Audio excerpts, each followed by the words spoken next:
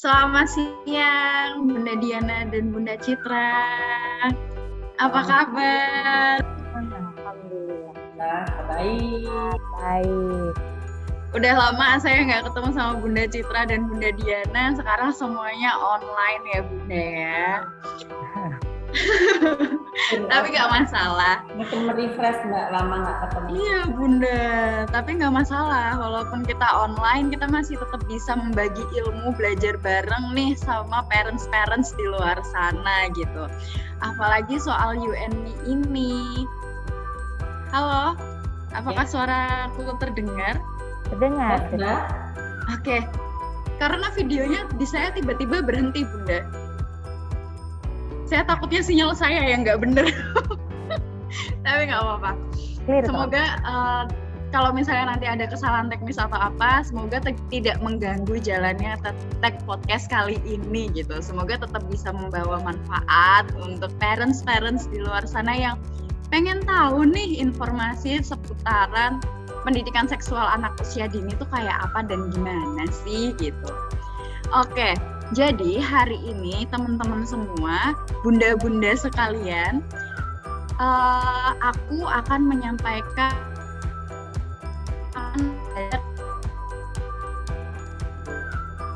anak usia dini. Dan tentunya di sini aku nggak akan sendirian aja nih, karena aku ditemani oleh dua bunda yang deh pokoknya ngomongin anak usia dini gitu. Apalagi tema kita dua bunda ini tuh pokoknya sudah yang mantep banget gitu loh kalau misalnya ngomongin soal perasaanku dan perasaanmu gitu kan. Oke, mungkin perkenalan dulu kali ya Bunda Citra dan Bunda Diana, walaupun saya sudah menyebutkan nih soal namanya Bunda Citra dan Bunda Diana, tapi mungkin lebih afdal kalau kenalan sendiri kali ya Bunda. Silahkan, boleh Bunda Diana dulu atau Bunda Citra dulu? Terima kasih, selamat siang Mbak Lutfi dan juga pemirsa yang suka nanti nonton di YouTube-nya Pilar tentunya. Perkenalkan, saya Diana Dinantari SPJ.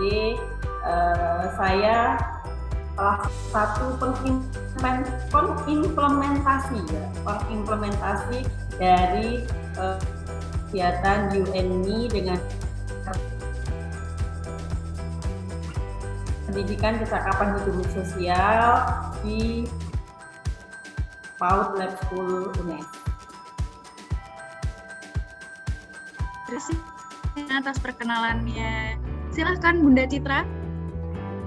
Ya baik, terima kasih Mbak Lutfi. Langsung aja ya. Nama saya Citra Pratiwi. Biasa sih dipanggil Citra begitu ya. Saya sudah berkecimpung di dunia PAUD, kalau dihitung sampai sekarang ya kurang lebih 22 tahun. Cukup lama ya. Jadi saat ini saya praktisi PAUD, bisa di mana aja begitu, meskipun sempat pernah saya bersama-sama dengan teman-teman di PAUD Taman Budaya Candi, sekarang di PAUD Taman Firdaus juga, terkait dengan UNMI sama kami juga implementer gitu ya program UNMI. Gitu Mbak Lutfi? Iya, terima kasih Bunda Citra dan Bunda Diana sudah melakukan perkenalan. Jadi kita nggak perlu meragukan lagi nih parents sekalian gitu kan. Karena hari ini aku tuh live-nya sudah ditemani oleh dua implementator, bukan pengimplementasi ya. Jadi implementator, bener dong kalau bilangnya implementator gitu. Program UNMI. Program UNMI itu sebenarnya apa sih? Mungkin akan aku kasih bocoran sedikit soal program UNMI gitu. Program UNMI adalah program yang memang ditujukan untuk pendidikan seksual khusus untuk anak usia dini gitu. Jadi karena mungkin selama ini banyak nih, apa sih pendidikan seksual itu, kenapa diberikannya sama anak usia dini? Nah, mungkin untuk parents sekalian, ayah bunda yang kepo nih sebenarnya pendidikan seksual untuk anak usia dini itu apa sih gitu. Supaya lebih tahu nanti akan kita bahas lebih lanjut dengan seri-seri podcast yang akan kita tampilkan di YouTube Pilar. Gitu. Oke, karena tadi sudah perkenalan gitu kan. Oh iya, saya belum perkenalan. Perkenalkan, nama saya Lutfi. Saya adalah salah satu relawan dari Pilar PKBI Jawa Tengah yang kebetulan hari ini memiliki kesempatan nih untuk jadi moderator untuk podcast gitu. Untuk podcast kali ini. Oke, Bunda, kayaknya kalau misalnya kita ngobrolnya kelamaan gini nggak asik deh. Gimana kalau misalnya kita mulai ngobrol aja nih soal apa sih yang pengen kita sampaikan hari ini gitu. Kita hari ini akan ngomongin soal perasaanku dan perasaanmu. Kalau misalnya di UN nih, perasaanku dan perasaanmu ini apa sih Bunda? Silahkan boleh dijawab dulu nih sama Bunda Citra atau Bunda Diana. Boleh saya ya, nanti dilengkapi oleh Bunda Diana. Boleh.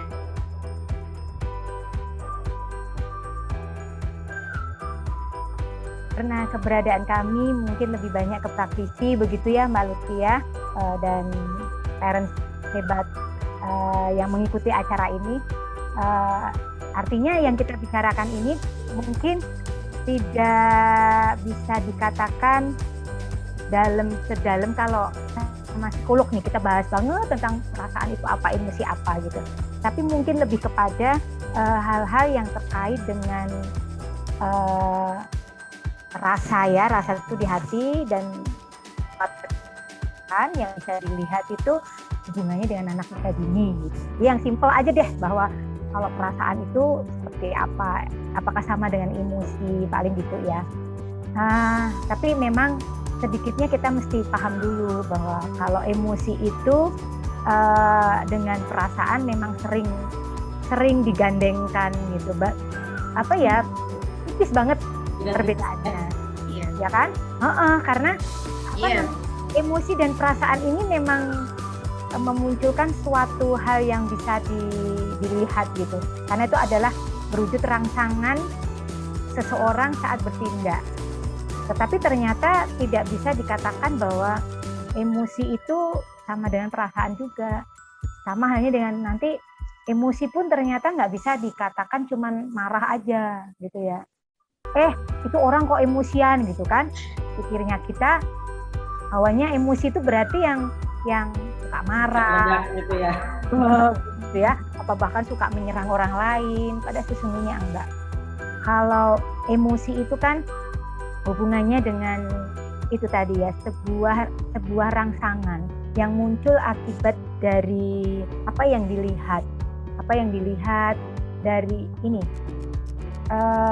stimulasi indera yang mereka terima dari pengalaman, dari kejadian, kemudian itu menimbulkan sebuah emosi. Nah, emosi itu tentunya memang berhubungan dengan perasaan, lebih ke subjektif gitu loh. Jadi kalau perasaan itu saya bilang keadaan rohani atau keadaan kejiwaan kita terhadap sesuatu antara senang dan tidak senang gitu. Jadi sifatnya subjektif. Hanya kayak gini, hari ini aku merasakan sesuatu yang tidak tepat dan aku tidak senang. Kenapa tidak senang? Karena ini nggak sesuai nih dengan harapanku, atau ini nggak sesuai mauku. Perasaanku lebih subjektif ya, lebih ke dalam gitu. Nah, munculkan dalam bentuk emosi yang beragam. Emosinya apa? Ya bisa marah salah satunya, kecewa gitu kan, sedih, bahagia. Itu bentuk dari emosi yang dikeluarkan dari dalam. Itu kali ya kalau menurut saya terkait dengan emosi. Nah, untuk contoh-contohnya Bunda Diana nih bisa melengkapi. Iya Bun. Iya nih Bun. Betul kata Bunda Citra bahwa emosi itu sering bahwa orang melihatnya sebuah emosi yang marah-marah, tidak harus seperti itu. Dan memang tipis ya Bunda, ada perasaan dan emosi. Kalau untuk implementasinya biasanya kan kalau berdasarkan usia itu masuknya di sosial emosional. Itu kalau anak usia 1-2 tahun biasanya masih menangis karena belum bisa mengungkapkan apapun. Kemudian anak usia 3-4 tahun biasanya dia menangis tetapi langsung ada tantrumnya karena harus dibeli ya gitu kan, harus masih ego-nya masih tinggi. Tapi kalau usia nanti di anak-anak TK dia sudah bisa diajak sharing, berbagi dan bisa mengungkapkan apakah itu munculnya ini perasaan sedih, perasaan takut, menangis gitu. Sedih itu ada yang dia sedih menangis, sedih dengan menangis, ada yang sedih dia hanya dengan muka muram atau itu masih bisa seperti itu. Jadi sedih itu masih terbagi juga ya Bu Citra ya. Jadi tidak bisa tidak bisa diartikan semua sedih itu harus menangis. Gitu. Kemudian resah itu kan juga suatu perasaan juga yang mengacu pada sosial emosional anak gitu, di satu perasaan. Makanya untuk implementasi di tiap lembaga itu nanti akan ada juga sebuah simbol yang nanti akan dikembangkan sendiri oleh lembaga masing-masing. Bentuk seperti apa sih untuk pengungkapan perasaan jika itu dilakukan baik itu di rumah ataupun di sekolah, seperti itu. Iya, jadi kalau Lutfi tadi menyimpulkan, berarti itu antara perasaan dan emosi itu mungkin serupa tapi nggak sama gitu ya Bun. Karena perasaan itu ya sesuatu yang mungkin kita rasakan nih, tapi emosi itu bisa sebuah proses dari perasaan itu sendiri gitu. Jadi emosi adalah bagian dari perasaan, tapi nggak selalu nih emosi itu adalah perasaan gitu. Iya nggak sih Bun? Ya, apa gimana nih? Ya memang beda tipis begitu ya. Tetapi kalau kita memahami gitu, sebetulnya kita bisa kok bantu anak-anak, terutama anak-anak kan, kita memahami emosinya, perasaannya, sehingga kemudian bantu dia untuk dalam bentuk apa nih, tindakan atau dalam bentuk hal-hal yang gitu ya, sesuai kondisi. Kenapa? Karena perasaan itu ternyata ada dipengaruhi beberapa. Yang pertama, keadaan jasmani. Ya, tadi Bunda Diana kan udah sampaikan tuh. Yeah. Perasaannya anak umur 0 sampai 1 pasti nggak sama deh dengan kita yang udah gede. Maka kan kita paham. Kira-kira apa ya yang dia rasakan ya? Apa yang dia pendem gitu ya, dia belum bisa ngomong jelas. Kemudian yang kedua, keadaan dasar itu hubungannya dengan fisik ya. Kalau kalau keadaan jasmani tadi bisa diukur dari umur, kemudian juga dari kondisi fisik. Misalnya nih, kalau kita lagi dalam keadaan nggak fit, itu kan hawanya rasanya tidak menentu. Bad mood kan akhirnya ke bawah begitu. Emosinya juga akhirnya betul. Yang biasanya tenang, akhirnya kadang-kadang bisa meledak-ledak atau bisa kan gitu. Kemudian yang terakhir juga lingkungan. Nah, ini nanti peran kita nih Mbak, peran UNI di sini. Bagaimana kita, guru, orang tua, lingkungan ini bisa bantu anak-anak memahami apa saat nanti mereka berinteraksi sosial bisa saling ngerti, enak tuh. Misalnya nih kayak kita ya, yang orang dewasa kan suka gini, kok ini orang lagi marah-marah terus, biasa ya. Iya benar. Mau nih rara gitu ya. Kalau anak-anak lain lagi tuh Bunda Diana ya.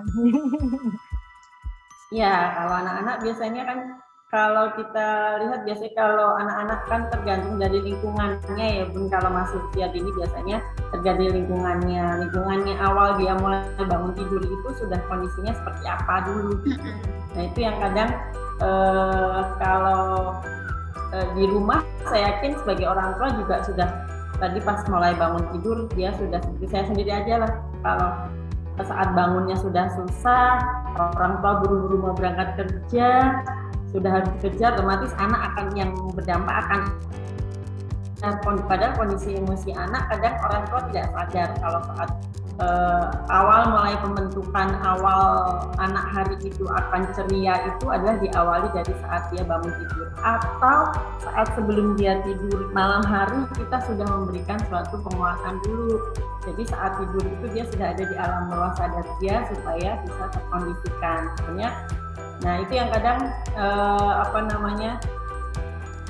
hari-hari saat dia datang ke sekolah pun itu munculnya suatu perasaan yang dibawa itu biasanya kita cari runtutannya untuk penyelesaian gitu ya Bunda Citra ya, kita cari dulu penyelesaian masalah ke runtutan tersebut gitu karena perasaan itu akan memicu anak tersebut ke tindakan, jadi dia akan muncul suatu emosi yang dampaknya nanti akan muncul emosi yang dan tanpa kita sadar atau kita main senggol temennya atau kalau enggak karena dia tahu nggak mau ngapa-ngapain diem aja gitu. Nah itu yang memang harus ada kerjasama pola asuh di rumah keluarga dengan pihak lembaga yang harus bersama-sama bisa saling sharing atau berbagi. Jadi kalau di program UNMI kita harus aktif komunikasi aktif ya antara orang tua dengan pihak guru atau orang-orang yang memang ada di lingkungannya yang bisa mendukung hal tersebut. Wah ternyata meskipun punya anak nih ya Bunda, cuma jadi Lutfi itu tahun Bunda dan memang apa yang dibicarakan ini cukup relate gitu loh sama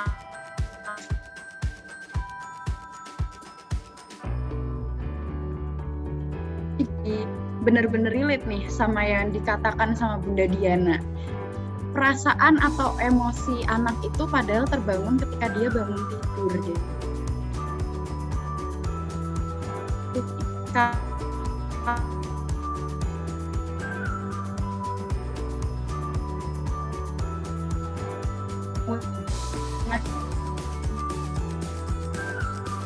halo, suara Lutfi terdengar?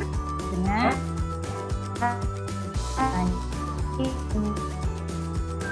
Iya. Tapi videonya kenapa? Iya. Kok relate saat itu dengan pengalaman lalu artinya sebelumnya. Maka tadi kan nyambung bila anak kita itu dia bangun sendiri seneng. Kalau dibangunkan, pertanyaannya dibangunkannya dengan cara apa kan gitu. Kalau dibangunkannya dalam cara yang baik, mungkin itu oke. Tapi dibangunkannya dengan dibentak kah, dipaksa kah, pasti itu nyambung nanti dengan emosi yang kebawa seharian itu. Bahkan bisa beberapa waktu setelah itu gitu kan. Makanya kita perlu nih membantu anak punya perasaan yang baik gitu dari pengalaman yang baik. Misalnya motivasi kita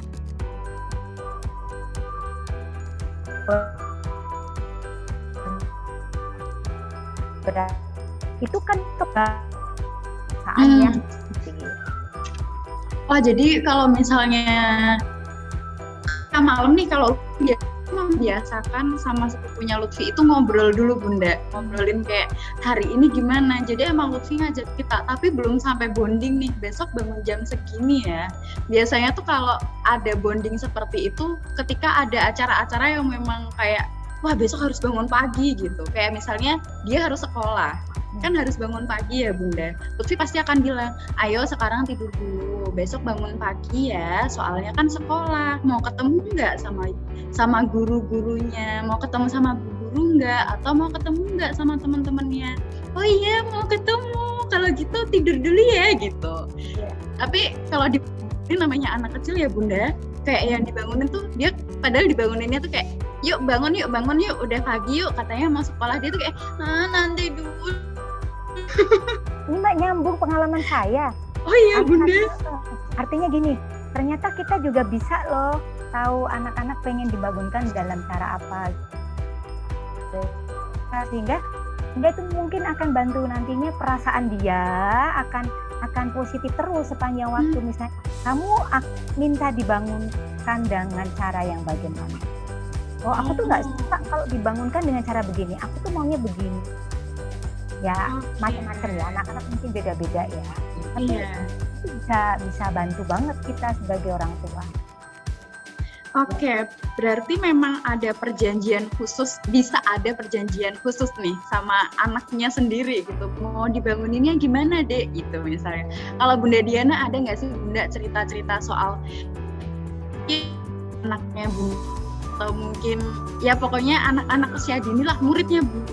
Bahkan nggak harus yang bangun tidur deh Bunda. Ya. Aturan atau kesepakatan itu kan bisa dilaksanakan anak-anak dalam kondisi apapun. Contohnya kalau di Bunda kita kayak tadi bonding dulu biar anak bagus itu seperti apa. Jadi kan kata anak kok anak ada yang orang ini anak kok selalu ceria tiap hari. Saya juga ada muridnya sampai satu semester sampai dia lulus TK tuh nggak pernah kata hari-hari itu dia yang murung tuh kalau itu kejadian bahwa bundanya harus berangkat takziah ya ke tempat saudara yang meninggal, itu saja dia akan ada yang meninggal. Tapi hari-hari itu sudah terbentuk banget dia yang datang dalam itu sampai yang menyenangkan sekali gitu. Nah, ternyata kan memang bondingnya orang tua memang betul-betul kuat di saat dia mendampingi dari bukan suatu waktu yang banyak untuk anak-anak, tapi ternyata orang tua itu kan dengan waktu sedikit kita bisa membentuk betul-betul penguatan buat putra-putrinya gitu. Nah kalau di kami kan sama seperti di sekolah, kalau kebetulan untuk karena kita kan tidak tahu datangnya dari rumah ke sekolah itu apa. Jadi waktu penerapan di perasaanmu itu di modulnya UNI, kami membuat emoticon yang kami print jadi MMT, kita pasang di tiap pintu gitu. Jadi kita untuk memancing perasaan anak-anak, tapi dia akan pilih yang mana kan. Nah itu ada videonya nanti kalau bisa sempat bahwa dia datang, teman-temannya sudah pilih emoticon tersenyum, dia tahu karena TK dia bisa tersenyum. Kemudian tahu yang namanya Kiano itu dia tadinya yang ceria, tahu dia memberi emoticonnya walaupun udah baris dulu dia udah di belakang.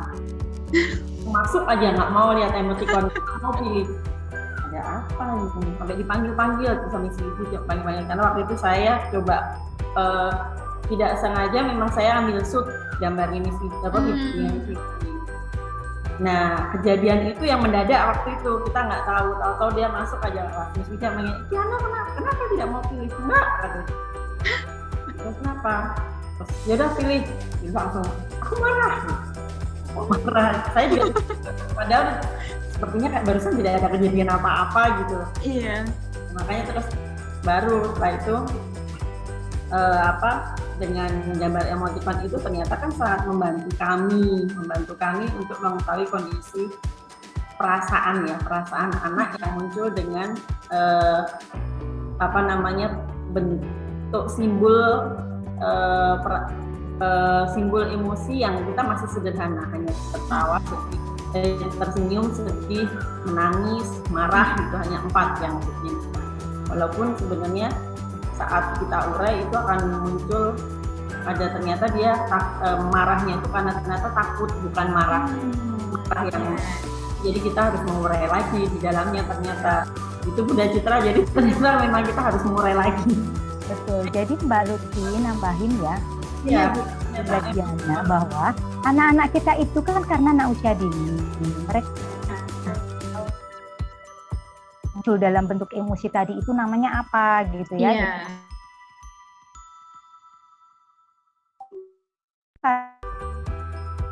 Tapi karena dia bingung, aku mau menyampaikan perasaanku itu seperti apa. Kenapa penting banget ada naming gitu ya. Betul. Naming itu adalah penamaan gitu loh.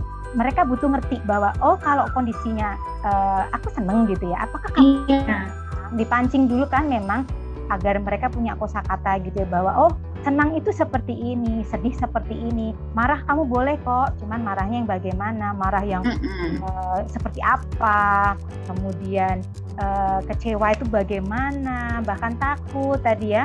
Kalau kita lihat emoticon aja sekarang gitu, agar nanti mereka itu bisa menyampaikan dengan tepat gitu, bahwa saat ini aku lagi tidak suka sama mama misalnya gitu ya, kenapa tidak suka, aku sebel gitu. Dia bisa ngomong gitu, dia bisa ngomong agar kita nanti bisa bantu dia. Kalau kan ada kan anak yang kalau ditanya, emang kok kamu diem aja, kamu kenapa sih, nggak tahu. Iya betul. Nggak tahu. Iya betul Bunda. Dia nggak tahu Mbak, dia nggak tahu emosiku ini apa sih, aku tuh perasaannya, aku tuh mau ini namanya apa ya, aku nggak tahu. Kita yang perlu bantu. Maka betul gambar-gambar emosi itu juga sangat bantu nih, agar anak-anak yang mungkin belum bisa ngomong jelas gitu ya, dia nunjukin gambar ini, dia ngerti aku lagi ini nih. Iya betul.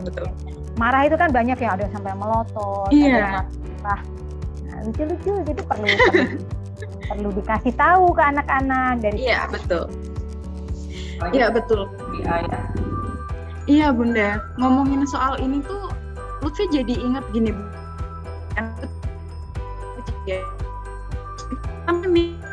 Lutfi yang ini gitu kan. Terus karena dia memang suka main HP gitu, kebetulan kan casing HP-nya Lutfi tuh lucu kayak gini Bunda. Ada glitter-glitter gini. Itu apa gitu kan. Nah terus habis itu dia pegang HP-nya Lutfi, terus nggak sengaja dia jatohin waktu Lutfi minta, karena Lutfi waktu itu masih butuh untuk pegang HP gitu. Dijatohin, dia langsung yang diginiin sama sepupu Lutfi yang lain, ayo minta maaf dulu sama Mbak Lutfi gitu kan. Terus tuh dia tahu-tahu datang sambil glendot gitu loh Bunda, gimana sih bahasa Indonesia yang glendot tuh gimana sih, ya pokoknya gitu. Dia tuh ke Lutfi sambil glendot, tangan dia kayak pengen minta maaf tapi dia nggak bisa ngomong apa-apa gitu. Lutfi tungguin, mau apa gitu kan, mau minta maaf, tahu-tahu nangis gitu. Terus Lutfi gini, sini gendong dulu sama Mbak Lutfi, sini gendong ya. Terus dia nangis, Lutfi nungguin dulu sampai dia selesai nangisnya gitu Bunda. Ditungguin sampai nangisnya selesai, ada mungkin sekitar 15 menit. Begitu dia udah bisa ketawa kan Lutfi, terus akhirnya Mim, kemarin Mbak Lutfi pergi nih punya gelang buat kamu dipakai ya gitu. Terus dia udah mulai ketawa, udah mulai main-main. Terus Lutfi tarik lagi, tadi kenapa nangisnya kenapa gitu. Terus dia baru jawab, takutnya kenapa, takut kalau dimarahin. Kenapa takut dimarahin, soalnya tadi aku jatuhin HP gitu. Jadi dia memang harus pelan-pelan gitu loh Bunda, untuk memberitahu anak bahwa ya nggak apa-apa kalau misalnya punya salah tuh nggak apa-apa. Merasa bersalah itu wajar. Yang penting kamu udah mau minta maaf nih, mau minta maaf tuh udah baik loh. Kalau salah harus apa ya gitu, minta maaf. Ya udah sekarang minta maaf dulu. Baru gitu, apa ya Bunda? Mungkin untuk beberapa orang itu melelahkan. Seperti itu. Iya. Sementara kan beberapa orang tua tuh pengennya, ayo minta maaf gitu. Tapi anak sendiri sebenarnya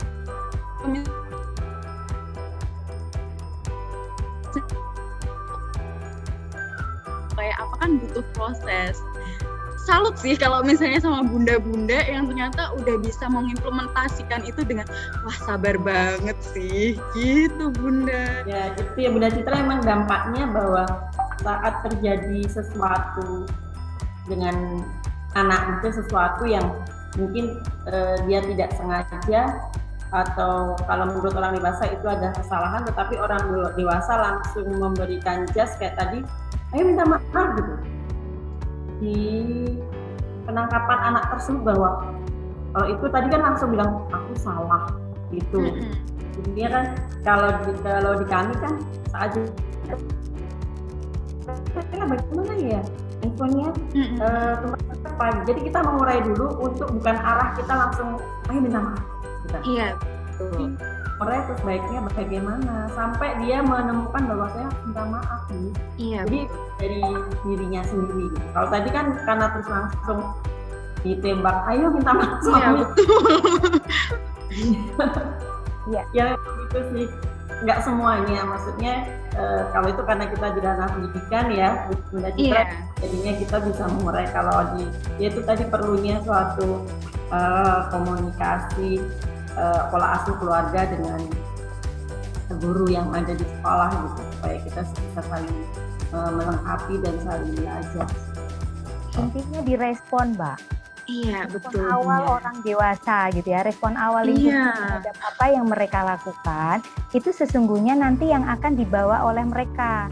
Iya, betul. Perasaan tadi kan saya bilang perasaan itu bagian dari apa ya, kumpulan ada peristiwa masa lalu gitu, pengalaman masa Iya. lalu. Maka pada saat respon awal yang tepat diberikan lingkungan itu akan membantu dia mengelola perasaannya, sehingga mengetahui perasaannya, sehingga dia bisa mengelola emosinya gitu. Iya. Iya, betul Bunda. Sebenarnya sih ada satu lagi Bunda yang pengen saya tanyakan gitu. Saya tuh lagi suka nonton video parenting tapi yang dari Korea Selatan gitu loh Bunda. Jadi ada nih salah satu variety show di Korea Selatan itu namanya Superman is Back atau apa gitu. Jadi di situ ayah yang mengurus anak gitu. Tukeran gitu selama 48 jam. Lihat itu lucu. Iya Bunda, lucu kan? Saya suka ketika ada momen di mana anak-anaknya itu bersalah gitu. Anak-anaknya melakukan kesalahan dan orang tua itu memberikan hukuman. Hukumannya kan lucu-lucu ya Bunda. Ada yang diangkat tangannya, ada yang sambil melihat tembok gitu kan. Tapi setelah dilakukan hukuman-hukuman itu, anak tuh masih bisa kayak yang apa ya? Balik peluk lagi kakaknya, balik peluk lagi ayahnya gitu sambil yang ya udah nggak apa-apa gitu loh. Gimana sih caranya Bunda untuk mungkin nih sebagai orang tua, sebagai parents gitu bisa menerapkan itu juga tuh kira-kira latihannya gimana sih? Karena belum semua orang tua kan ya Bunda bisa kayak gitu. Padahal itu baik banget jika diimplementasikan gitu. Indonesia belum ya. Ayo bikin, Kilar bikin. Bikin acara Father Day. Waduh. Kayaknya bisa tuh Bunda. Nanti minta bantuan lah sama Bunda Diana dan Bunda Citra gitu. Ya. Sebagai trenernya gitu kan. Kalau di Jepang mungkin pola aslinya ya Bunda Citra ya. Kalau kita kan masih, kita nggak bisa pungkiri. Seperti saya lah, mungkin Bunda Citra juga. Apa nanti Mbak Lufi saat nanti sudah berkeluarga, bahwa pola asuh saya dari orang tua saya itu pasti otomatis akan terbawa tanpa kita sadari saat sudah punya anak muncul. Dulu itu kalau mama sama papa tuh mama tuh kalau jamnya segini tuh kalau udah dibilangin belajar, maghrib tuh sudah masuk sama sama Mbah Dip gitu. Jadi kita masih membawa pola asuhnya. Ya itu tadi karena terbawa dari masa lalu yang ada tuh. Iya, betul. Kita sadari itu pasti muncul ada. Maksudnya dibalas sama anak-anak gitu. Itu kan zamannya mama dulu, bukan sekarang. Betul. Apalagi sekarang anak lebih asertif ya Bunda. Udah mulai berani. Ya kan mama gitu, aku nggak boleh gitu. Saya udah digituin Bunda. Makanya tapi kalau zaman dulu ya, ternyata Bunda Citra sama nggak pola hukuman? Pola hukuman itu dulu saat kita belajar atau hukuman yang diberikan saya dulu saat orang tua saya pulang bermain tidak sesuai dengan aturan, pulang saya harus menulis di buku tulis satu halaman. Besok sebelum maghrib sudah di rumah, terus sampai satu halaman. Satu halaman. Wow. Ya. Tapi tidak ada yang terus komplain bahwa itu menghukum anak gitu, enggak. Karena beda zaman gini. Beda zaman. Ya saya nambahi barangkali. Memang betul ya kan. Secara tidak kita sadari apa yang dilakukan oleh orang tua kita dulu itu juga akan terduplikasi gitu. Hanya tinggal memang sekarang ini kan kita nggak bisa pakem banget melakukan sama gitu ya. Iya. Yang penting kita paham aja deh bahwa anak kita itu bukan anak zaman dulu kan, anak kita Iya. itu anak zaman sekarang dan zaman besok. Maka ya berarti orang tua mesti buka diri dulu untuk menerima kondisi itu, kemudian mau belajar terus gitu ya, bahwa tantangan anak itu nggak bisa disamakan lagi nih. Bahkan saat ini aja udah nggak bisa sama banget dengan kita kan. Anak Iya, kita udah betul. lebih pinter ngeles, pinter Iya, jalan, betul. gitu. Bahkan anak usia dini loh, mereka Iya, bisa betul, Bunda. membalikkan gitu ya. Maka saya pikir memang pola komunikasi itu yang juga harus dibangun. Nah itu dulu, orang tua harus mau membuka diri untuk berubah, belajar dan berkomunikasi dengan siapapun, terutama dengan anaknya. Nah dengan anak ini tadi Mbak saya bilang tetap boleh ada reward and punishment. Tanda petik tidak bisa lagi sama dengan kita ya, tapi disesuaikan. Maka kalau saya, karena saya juga lagi pusing nih sama anak-anak saya gitu. Apa ya yang perawan soal belajar aja deh Mbak, karena memang betul HP ini sekarang terus terang jadi masalah. Dan iya, ini Bunda. Untuk anak SD, bahkan anak PAUD pun juga sudah. Iya, kan? sama Bunda. Ya. Betul. Maka baru tadi nih di jalan saya juga ngobrol sama dia tentang kira-kira kamu mau belajarnya kayak apa sih? Biar kita sama-sama enak lah, ibu nggak marah-marah gitu ya, kamu gitu. Ya tadi akhirnya ada kesepakatan. Saya lihat di Super Date itu juga sama Mbak. Iya. Dilakukan pasti sudah dikomunikasikan dulu, makanya iya betul. Saat melakukan hukuman dia itu dia karena aku salah. Butuh dilakukan oleh orang tua buat mereka membuka diri bahkan terhadap anaknya, termasuk bila mereka pun salah gitu ya. Iya, betul, Bunda. Salah dong, jangan mentang-mentang Iya. orang tua tuh nggak pernah salah gitu, enggak. Iya, betul. Suara saya keras sekali. Ya kan? Masih banyak orang enggak yang gitu. Iya, Bunda. Betul. Berarti memang harus ada kesepakatan nih antara anak dan orang tua gitu ya. Kalau misalnya anak salah, memang harus minta maaf. Begitupun orang tua, kalau salah juga harus minta maaf. Jadi nggak bisa nih kalau anak salah minta maaf, orang tuanya nggak boleh minta salah, nggak apa ya, seolah-olah nggak pernah punya salah gitu loh. Nah, juga manusia, mama. Iya. Orang tua juga manusia ya, Bunda ya. Nah, terus ada nih pertanyaan yang tiba-tiba muncul lagi. Dari tadi kan kita ngebahas soal perasaan, soal emosi gitu loh. Terus ketika anak tuh punya perasaan yang tidak enak, tidak nyaman sama orang lain gitu kan. Bagaimana sih cara kita untuk mengatasi itu, atau mungkin ngasih feedbacknya itu gimana sih? Karena kan kadang ada ya Bunda orang tua yang kayak, apa sih? Ya kamu kayak yang terus tahu-tahu marah, padahal anak sendiri tuh lagi mungkin moodnya lagi nggak enak, atau mungkin dia memang takut, atau mungkin nggak nyaman gitu. Kira-kira gimana sih Bunda cara untuk ngasih feedback ke anak kalau ya itu namanya perasaan gitu? Gimana Bunda? Silakan Bunda Diana tuh. Banyak iya banget Bunda Diana. Biasanya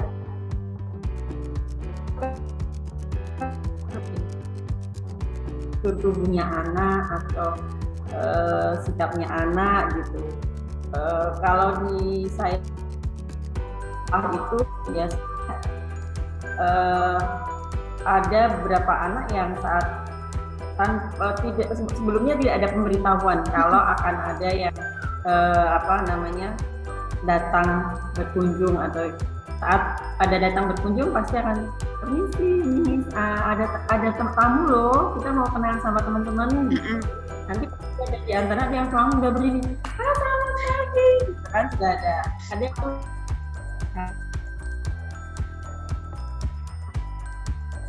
Paling saya kan gitu aja kan, diem meniatin gitu. Jadi saat itu ya saat datang tamunya kita akan diam saja, belum akan banyak respon gitu. Kemudian teman-temannya sudah masuk, itu mau ikut teman-temannya ke depan atau ada apa? Baru dia akan bilang bahwa maaf, kata mama kalau kita nggak kenal nggak boleh dekat-dekat. Oh. Kalau sudah kata mama kalau nggak kenal nggak boleh dekat-dekat. Oke. Mengurainya setelah kegiatan selesai, baru saya kegiatan bermain dengan teman-temannya. Saat dia pulang, baru kami akan memberikan feedback ke anak tersebut gitu.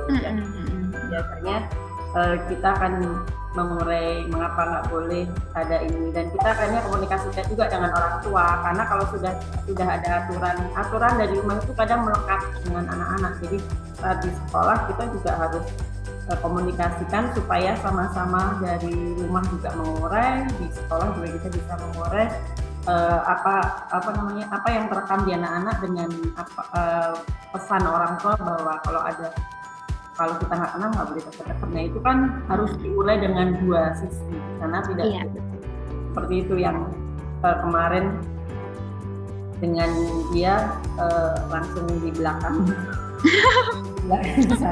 Saya cuma ngintipinnya aja dari jauh, nggak mau. Itu seperti itu yang dia merasa nggak nyaman. Iya. Munculnya nggak nyaman itu kan macam-macam ya Bunda Citra. Iya. Saat ada orang lain atau dia ada yang anak-anak di saat di keramaian dia memang betul-betul saat dia tempat yang banyak orang gitu, dia mau di sini aja gitu, mau diajak ke mall pun dia seneng, tapi kalau mallnya terlalu ramai dia nggak mau sama sekali. Iya. Jadi akan berdampak apakah dia baru mampu bersosialisasinya dengan kelompok kecil atau dia hanya masih mau bersosialisasi memang terbatas hanya dengan berapa orang. Akan mengurainya akan panjang juga saat kita mengenali anak di saat dia merasa tidak nyaman. Ya tadi seperti yang Bunda Citra kan bahwa itu biasanya ada dengan dari masa lalu atau sebelum-sebelumnya yang terjadi pada itu Bunda Citra adalah yang mungkin bisa diurai lagi. Saya juga mengurai anak yang sudah ada kalau di sekolah sudah ada aturan dari rumah, kita memang mengurainya agak panjang. Iya, betul. Ya, saya sekedar nambahin dikit nih Mbak. Iya. Jadi intinya gini, memang yang harusnya paling tahu siapa anaknya itu adalah orang tua ya. Apa-apa yang terkait dengan anak itu dikomunikasikan dengan banyak pihak. Bahkan terhadap anak itu pun juga dikomunikasikan. Karena kuncinya memang bila komunikasi itu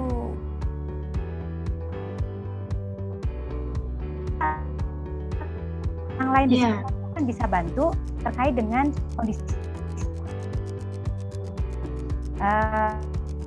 Kenapa bila anak sering kita ajak bicara, kita kemudian juga memberi kesempatan dia bicara gitu ya. Iya. Kita menguatkan atau menambahkan kosakata untuk anak yang lebih kecil agar nanti dia paham pada saat dia mau menyampaikan perasaannya itu dia tahu bahwa oh aku itu begini loh, tidak mau karena begini. Itu kita jelas sehingga nggak salah paham gitu ya. Iya, betul. Memang betul bagus sekali bila dikomunikasikan di konteks sekolah itu kepada guru ya, sehingga guru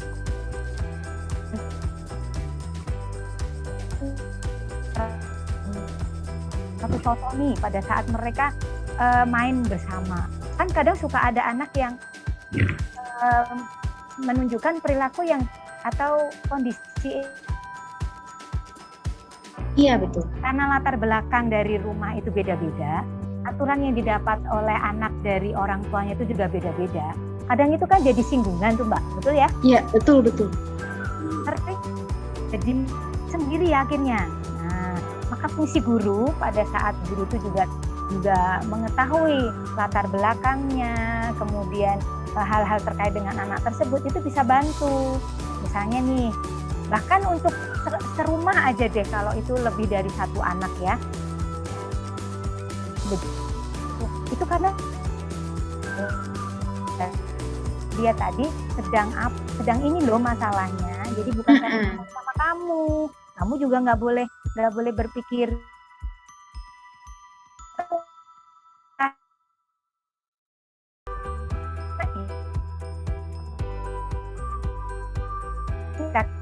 kalau itu anak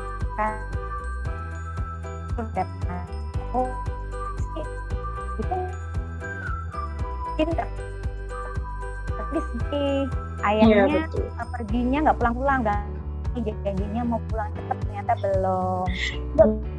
Kan kita pengen terutama untuk anak-anak yang kurangnya Iya Bunda. Tadi kata Bunda Diana, anak yang uring-uringan Mbak, itu juga bisa jadi karena dia nggak nyaman. Kadang stres kita selaku orang dewasa itu pun juga nggak connect, ditangkap beda sama anak itu. Yang terjadi ribut deh di depan, nggak beres semua perasaannya, nggak pas semua. Iya betul. Ribet.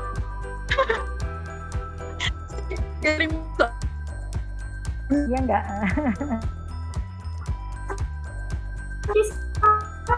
Iya betul. Sini nggak mau katanya itu di sini nggak mau.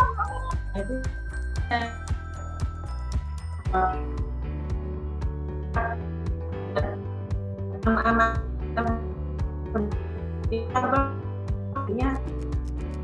nggak bisa ini, padahal itu anak itu tidak nyaman, tapi orang tua tidak memahami bahwa itu tidak nyaman. Ya. Iya nih Bunda, berarti maaf ya. Bunda, saya potong sebentar. Jadi ada pentingnya untuk apa itu yang baik. Iya nggak sih Bun? Ada akrab yang mungkin sebenarnya aku tuh pengen punya maksud terselubung gitu, akrab yang negatif gitu. Ada pula yang memang akrabnya akrab positif tadi yang dibilang sama Bunda Citra, bahwa ya mungkin sama teman kita bisa akrab yang positif gitu, tapi nggak sama teman juga kita bisa akrab yang positif juga gitu kan. Nah kira-kira gimana sih Bun untuk mengajarkan anak perbedaan tentang akrab yang positif dan negatif ini tuh gimana gitu, supaya anak sendiri tuh bisa mengidentifikasi gitu rasa tidak nyamannya tuh sebenarnya kenapa gitu. Ya. Silahkan, boleh Bunda Citra dulu atau Bunda Diana? Oke. Ya itu tadi kata akrab. Ya kemarin sempat kita bisa bahwa ada yang akrab, ada anak yang memang dia sangat mudah bersosial gitu ya, jadi dimanapun tempat dia kayaknya welcome dengan dirinya gitu. Padahal dia kadang orang tua anakku tebel loh, baru ketemu udah bisa main kayak gitu kan. Kalau kita amati itu kadang biasanya anak yang langsung bisa main ketemu anak-anak kecil itu karena dia udah melihat dulu di sana ada temennya, dia punya mainan banyak gitu kan. Kalau anak yang sudah gampang dia aku mau kenapa ya ayo aku, kamu namanya siapa gitu kan, memang tapi akhirnya dia karena ingin bermain dengan mainan temennya gitu. Sebenarnya kata akrab positif dan negatif itu kan hadir dari perasaan juga ya, perasaan yang muncul jadi keinginan.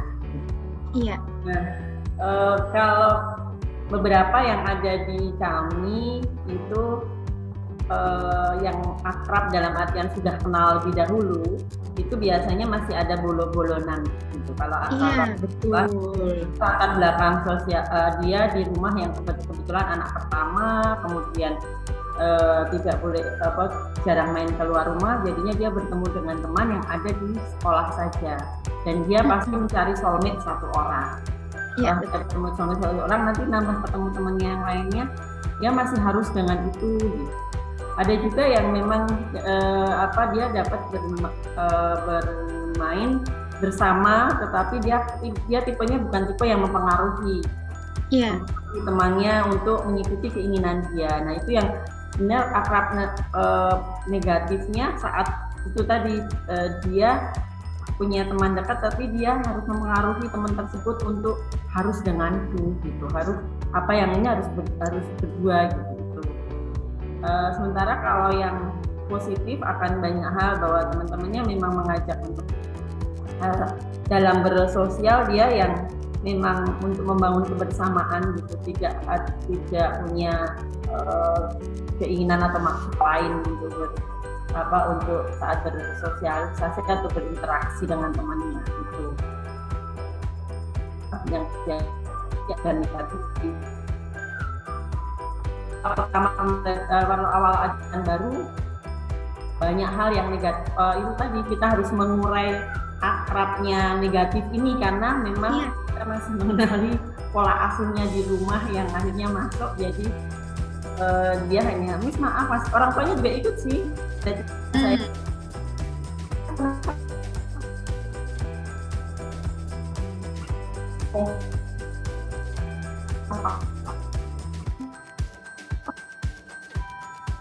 hidupnya di dekat si A gitu loh, benar Citra. Jadi akrab yang kita kadang gurunya juga agak ini harus memulainya gimana lagi gitu. Itu yang kadang gimana itu Ya, memang kompleks Mbak Lucy kalau kita bicara anak ya. Iya, betul. Kalau di sekolah itu kan anaknya nggak cuma satu, anaknya banyak. Iya. Maka pengetahuan bunda-bunda, guru-guru, orang tua terhadap anak masing itu juga memang dibutuhkan. Buat apa? Buat bisa bantu. Bisa buat bantu anak-anak itu saat mereka harus bersama dengan lingkungan yang lebih banyak gitu ya. Iya. Nanti di perjalanan umurnya, karena memang ada tahapan. Saya udah ngalamin nih, anak saya nih ya, sudah mulai kelas 5, perempuan lagi. Bolo-boloan itu dapat sahabat-sahabatan, kemarin ngaku sahabat sama ini, besok lagi udah ganti. Gini, nggak enak dan sebagainya ya. Fungsi kita adalah menetralkan gitu ya, memberikan informasi yang tepat gitu, yang bisa dia pahami. Artinya bahwa teman-temanmu itu kan memang tidak sama. Jadi kalau saya sih kuncinya gini, selama kamu merasa tidak nyaman dengan temanmu itu karena apakah itu karena dipaksa dan sebagainya, ya kamu tidak harus bersama dengan dia beberapa waktu, misalnya gitu ya. Iya, betul. Beberapa waktu juga tidak harus bermain dengan dia dulu, nggak apa-apa. Tapi kalau kemudian, dan kamu boleh katakan, ini Mbak yang penting juga, kamu boleh sampaikan ketidaksukaanmu, kamu boleh katakan terhadap temanmu itu dengan bahasa yang baik, itu juga penting. Kemudian yang kedua itu kaitannya dengan teman sebaya ya, teman sebaya. Akrab positif dan akrab negatif di lingkungan yang lebih luas, terutama saat bertemu orang baru. Nah ini kadang-kadang juga dilema buat orang tua, buat parent. Kalau anak kita terlalu menarik diri dengan orang baru, kadang-kadang kan juga jengkelin ya kita. Wah sok, anak kok ya gitu ya. Dan juga kita butuhkan kehati-hatian tanda petik gitu. Kenapa? Karena memang di luar sana banyak juga modus-modus yang mengincar anak-anak kita. Ya, tapi betul. Ini adalah bagaimana kita mengajak bicara anak sesuai dengan umurnya tentunya ya. Sesuai umurnya yang mereka bisa paham terkait dengan tubuhnya, terkait dengan perasaannya, dengan dirinya sendiri, agar apa? Agar dia bisa menjaga dirinya. Dan yang kedua, dia bisa membawa dirinya. Sebetulnya tugas kita itu kok. Kita bantu dia untuk bisa memenuhi kebutuhan dirinya, apa untuk hal-hal yang memang ia butuhkan untuk dia melakukan pemenuhan kebutuhan dirinya. Itu yang paling penting, Mbak. Karena tugas orang tua apa? Yang penting adalah menyiapkan anak kita berpisah dari kita itu. Iya ya Bunda ya. Itu aja. Anak-anak harus diperkuat gitu. Betul. Iya betul, karena ketika dewasa pun akhirnya saat ini Lutfi mulai menyadari Lutfi nggak bisa nih selalu sama orang tua, dan ternyata persiapan itu harus dipersiapkan sejak Lutfi masih kecil. Nggak bisa nih kalau Lutfi belajar untuk nanti gimana ya kalau misalnya Lutfi misal sudah bekerja di luar kota gitu. nggak ada orang tua dong. Kalau misalnya Lutfi baru belajar ketika memasuki masa remaja atau dewasa awal, rasanya persiapannya belum maksimal gitu. Oke Bunda, wah ternyata obrolan kita hari ini seru banget. Terima kasih buat Bunda Citra dan Bunda Diana sudah mau sharing bareng. Memang benar sih tadi kata Bunda-Bunda bahwa kalau ngomongin soal anak-anak tuh nggak akan ada habisnya gitu loh. Kompleks banget gitu. Tapi tenang aja, mungkin untuk parents semuanya yang masih kepo soal apa sih topik-topik bahasan di pendidikan seksual anak usia dini itu apa aja. Nanti akan kita kupas pelan-pelan, secara tuntas tentunya, tapi ya nanti gitu, pelan-pelan bertahap gitu ya. Untuk tahap ini, mungkin untuk sesi yang kali ini kita ngebahas dulu nih soal perasaanku dan perasaanmu. Perasaan anak tuh gimana sih? Udah kita bahas tadi bareng Bunda Citra dan Bunda Diana. Nanti mungkin akan ada sesi-sesi selanjutnya tentunya dengan bunda-bunda yang lain yang nggak kalah kece, nggak kalah hebat gitu kan dari Bunda Citra dan Bunda Diana. Tapi untuk saat ini Lutfi mengucapkan terima kasih dulu Bunda untuk Bunda Citra dan Bunda Diana. Semoga kita bisa ketemu lagi di sesi-sesi selanjutnya. Terima kasih Bunda. Ya, sama-sama Mbak Lutfi, Mbak Diana. Ya. Ada pesan yang mau disampaikan nggak Bunda sebelum sesi ini mungkin akan lebih akhiri? Sedih banget. Satu hal, orang tua harus kenal perasaannya dulu sebelum kita bicarakan perasaan anaknya gitu ya. Karena dengan orang tua mengenal dulu dirinya, masuk perasaannya, saat nanti masukin itu ke anak, enak. Terima kasih. Oke, berarti untuk parents di luar sana harus belajar dulu nih untuk mengetahui dan mengenali apa sih perasaannya sebelum nanti transfer ilmu lagi soal perasaan ke anaknya gitu. Kalau dari Bunda Diana? Kenali dulu sikap saat melihat anak-anak melakukan sesuatu yang tidak sesuai harapannya. Orang tua harus mengenali dulu sikap anak-anak di saat melakukan sesuatu yang tidak sesuai harapan orang tua. Jadi kenali. Itu.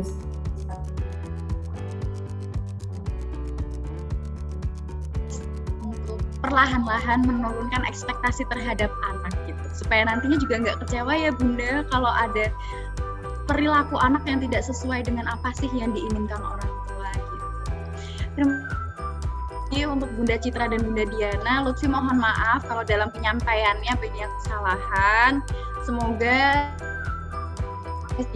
selanjutnya. Sampai jumpa lagi Bunda.